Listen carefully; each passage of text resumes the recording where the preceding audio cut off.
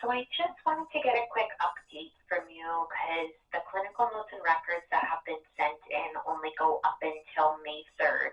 So have you seen the doctor again since or no? No, I haven't. I had just 1 second, I'll pull up my calendar here. I had a phone appointment with him shoot, I can't remember what day that was.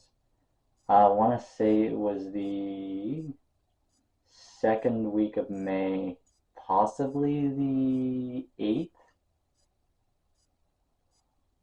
Other Okay. than that, I told him, or I asked him kind of what his overall, um, I guess, check-in plan was, and he said he'd like to either hear from me or see me in the next 4 weeks. So, oh, sorry, I was looking at June there. It must have been on the 11th of May. Sorry, I was on the wrong month. Okay, that's okay. And what happened during that phone consultation? Like, has he made any changes to your medication again, or are you staying on the 30 milligrams of the Vyvanse?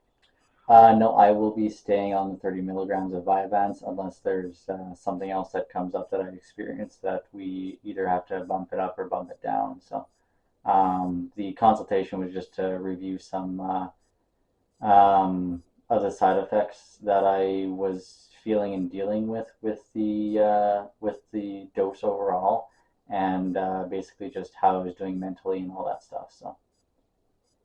Okay, because I do notice that, like, have you made any plans for returning back to work? No, I haven't been in any communication with the HR department or my work at all. I was basically waiting for the disability to come through so I had a little bit of income, and then I was going to reach out and just basically to HR, I mean, and just basically say I don't have a timeline right now to them, and just say if I was going to transition in the future back to basically maybe a part-time position, maybe reduced work that or from what I was doing, what that would look like. Is there any guidelines there? And just kind of get a feel of what might be possible for our return to work. Okay, so this is the thing. Um, your medication was increased on March 27th, and then as of April 10th, um, your family physician notes improvement. Your sleeping is returning to normal. Your anxiety has decreased. And then you're going to continue with this medication. And then on May the 3rd, the doctor notes more improvement, that it's way better controlled now, your mood is not bad at all, and it's manageable. So, I mean, the whole thing with the workplace and working from home and you requesting this with your employer, or you wanting to maybe think about working part-time, that would be something that you would be discussing, I guess, with the employer. But it looks like you have improved and your symptoms have improved with this medication.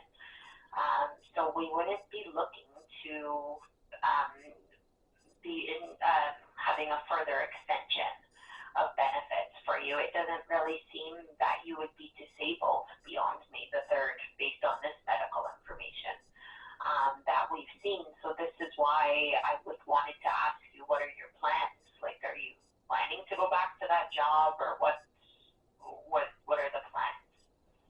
Yeah, so my overall plan is to do whatever I possibly can at work to start working remotely from home. So right now I'm doing a bunch of, or when I was at work or whatever, I was doing a bunch of system work and the custom drafting part of it. And the custom drafting part is the part that I was required to be in the office for until somebody made a decision as to whether or not I could work from home. So my goal is to drop the custom drafting and see if it's possible to just do the system work, and have the I guess flexibility to be able to work from home.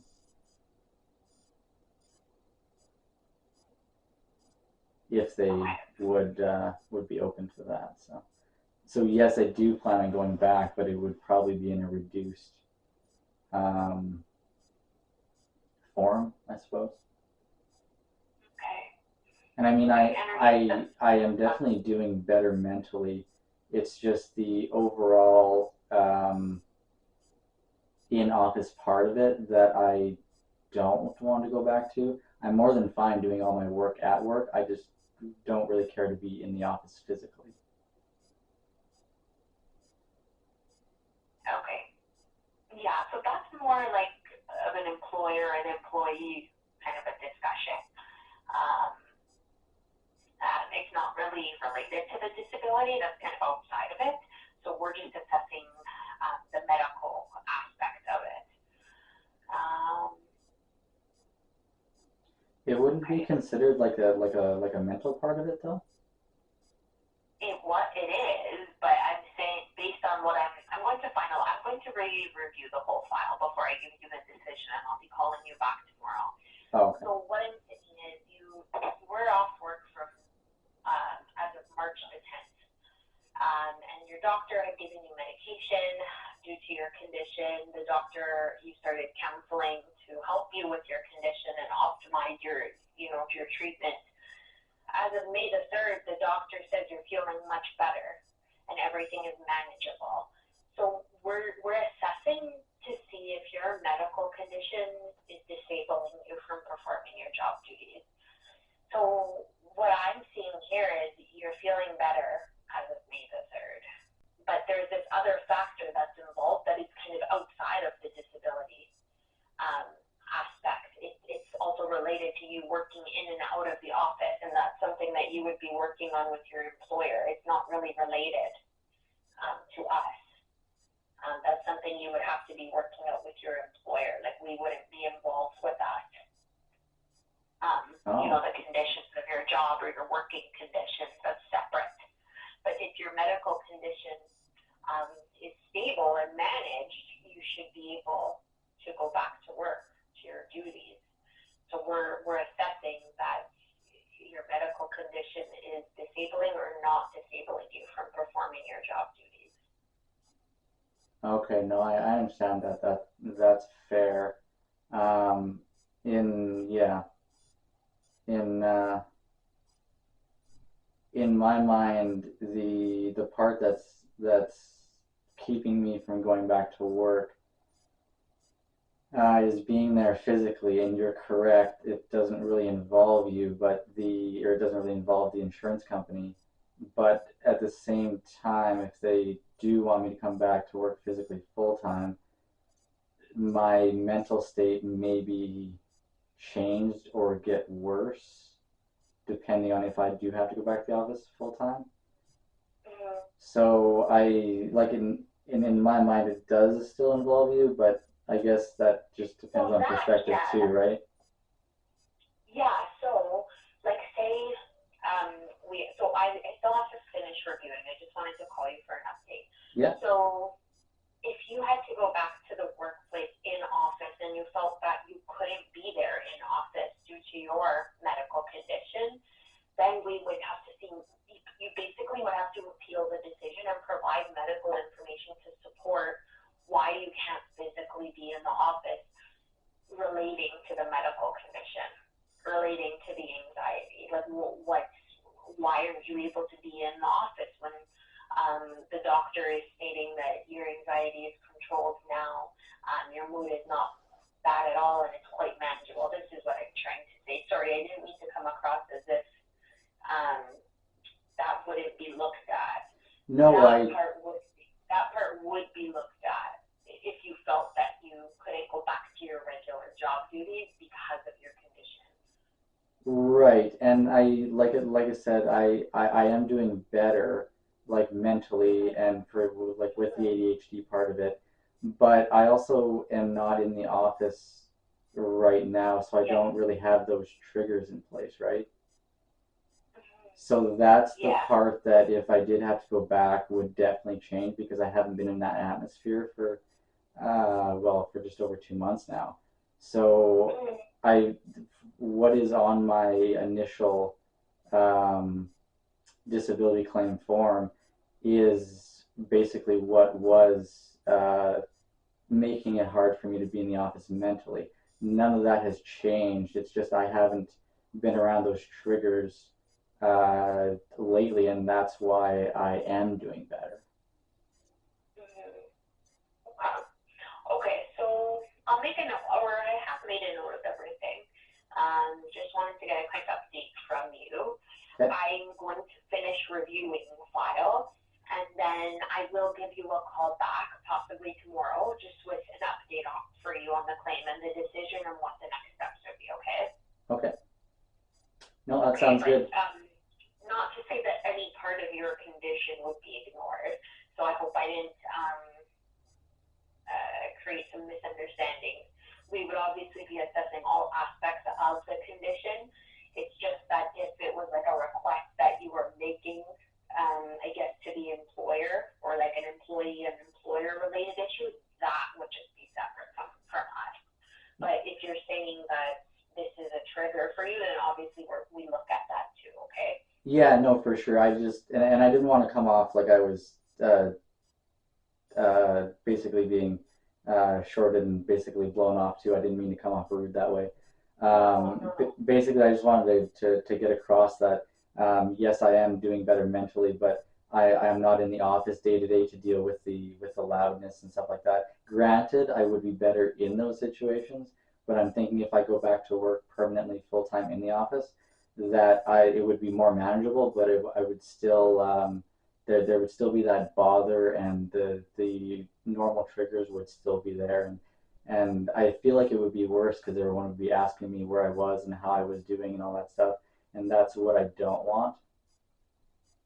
Mm-hmm. So I just wanted to get that across to make sure that that not necessarily I am doing better. It's just well I mean sorry that's coming across confusing. I don't want it to come across that I'm not doing better because I am, but I'm also not in the day to day life of being at the office where all those triggers initially were that put me into the state that I was. I guess is the best way to say that. So Okay. Okay. Got it. Okay. So let me just finish off the review, and then I'll give you a call back either tomorrow or on Friday with an update for you or the next steps. Okay. okay, no, that sounds good. I appreciate your call. I was getting a little worried that I wasn't going to hear anything, so I appreciate I saw you. that you called in. I was working on the file, and I see that they didn't notify me, but it says that you called in today to ask, and they told you the file was under review. So yeah, I was working on it. So Oh, I okay, reviewed gotcha. the information. I'm just going to finalize the whole review of the file. Okay. Gotcha. So you do indeed have everything that you need for the actual claim, correct? Well, the doctor didn't complete the medical questionnaire that we had sent to the doctor. Okay. So he gave me the clinical notes and records for the period of March 13th to May 3rd, and he included some like lab test results. But he didn't complete the medical questionnaire, and I wasn't sure if that's because he filled out those initial forms, like stating what the diagnosis was and whatnot. I mean, I don't know if I should hold up the claim for that questionnaire because it seems that we do have information. But like I said, I'm going to just take a full review of the file now, and then I'll give you a call back. Okay. Did the doctor mention to you why he didn't complete the medical questionnaire? To be completely 100% honest with you, I did not talk to him about any of the paperwork. I had Oh, texted him a okay. couple of times saying, just checking in basically, how's the paperwork for the insurance company going? I never really got any reply.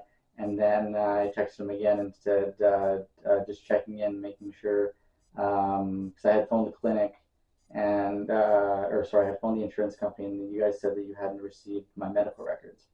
So I phoned the clinic a couple of times, and they tried to get a note to him, and I texted him, and he said, I think I texted him on Tuesday last week, and I said the insurance company seems to be missing my medical records. It was apparently the last page on the documents that they sent you, and he texted back and he said, "I'll have a look at that," and then I never heard back from him. So. Okay. That's okay. Let me just, I think it's okay that we don't have the questionnaire. I'm just going to make sure that I have everything we need, and then I'll give you the call back tomorrow or on Friday, okay? Okay.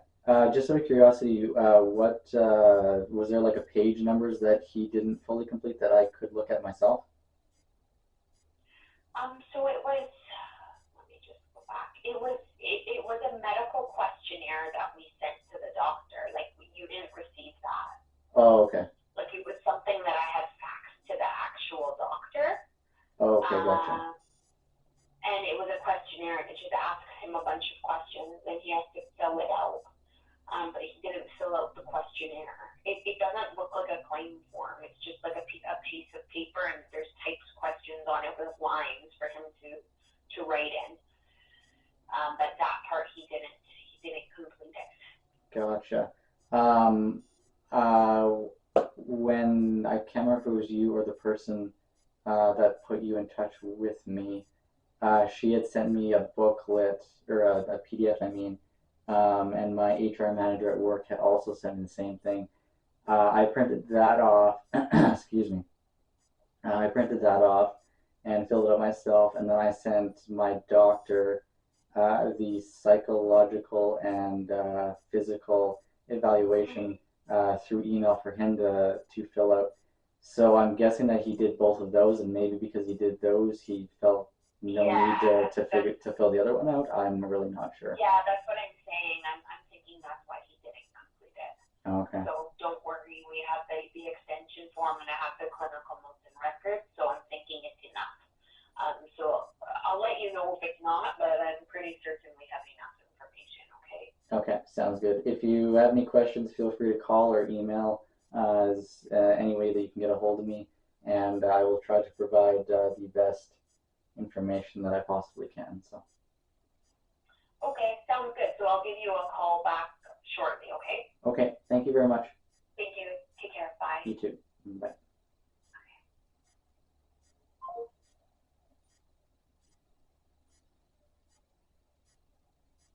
Ah.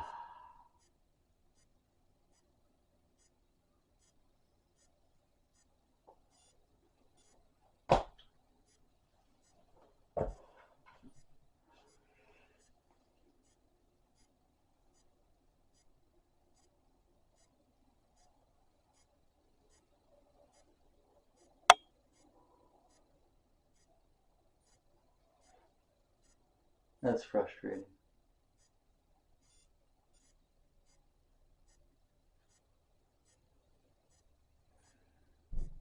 I need to get ready for another appointment. Oh.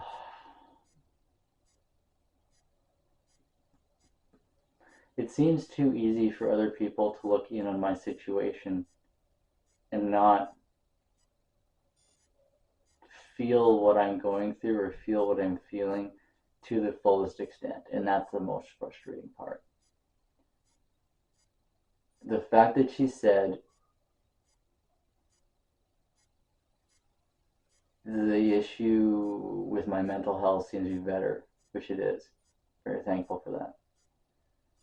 But she mentioned that is not, that because that's better, that it doesn't necessarily involve them. It's more of an issue between my work and me. And because I've been away from the triggers that put me into the anxious, stressed, depressed state that I was in, I'm not dealing with that on a daily basis anymore because I'm not in the office full time.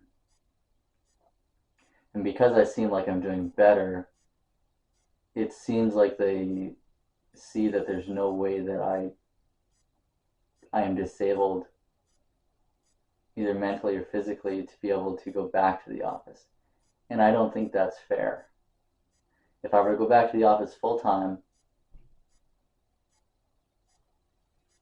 physically, I would be around the same triggers for my mental health that put me in the overall horrible state that I was in every day again. And it would be worse because everyone would be asking where I was, what happened, how I'm doing. And that's the tiring part. I don't want to talk about that because that's the stuff that started everything in the first place.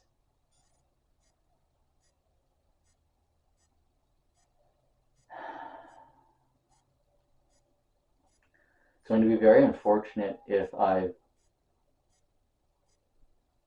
gone through this much work and there's been this much lack of communication that I have to go back or negotiate a back to work plan with no compensation.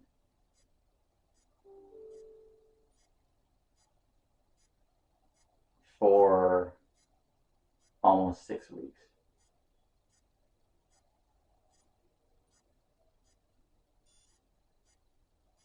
My plan was to wait for the disability to come through, if it did. Negotiate with work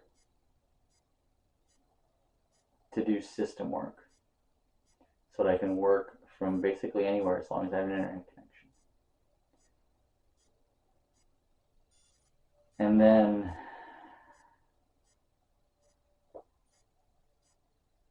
decide what I wanted to do from there. I have some plans I'm not going to share yet.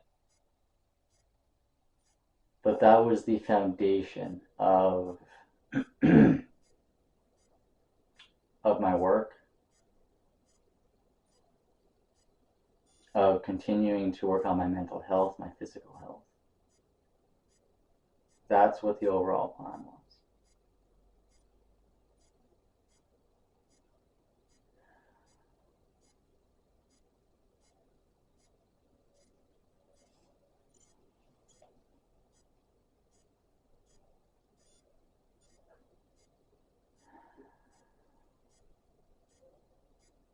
To top it off, I'm getting a lot of spam emails, so that's fun.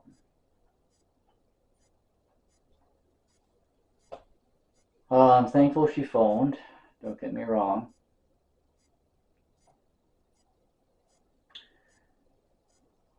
It's just frustrating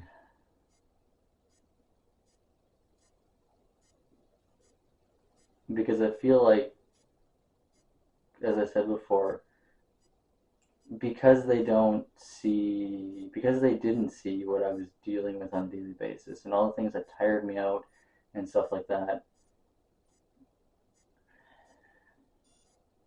there's no way that if I go back to work physically full time, that all the stuff that was bothering me before is going to go away. There's no way that that is going to happen. That's why I'm trying so hard to work from home. Oh man.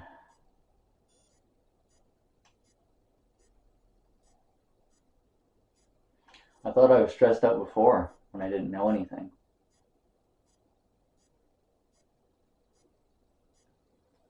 Now I'm even more anxious and stressed. What will happen, I don't know.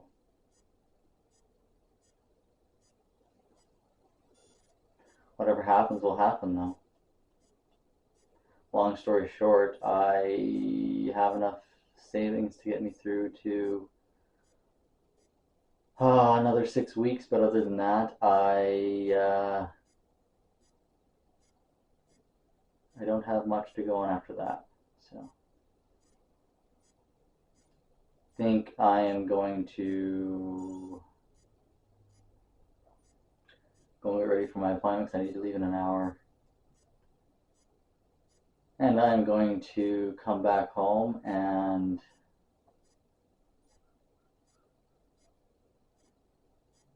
reevaluate and think some more. So, yeah. I will keep you guys updated, and we will try to share as much of this as I can.